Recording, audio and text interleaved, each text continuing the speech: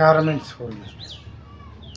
প্রতিনিয়ত কথাটা আপনারা শুনেই থাকবেন, কিন্তু এই শ্রেণীর মানুষকে মানুষে মনে করে না।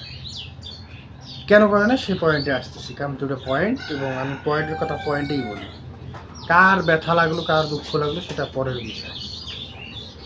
প্রথমত, এই কর্মীরা না থাকলে কিন্তু পোশাক শিল্পে আজ এত বড় শিল্প গড়ে উঠতো না, কোনো দিন গড়ে উঠতো না।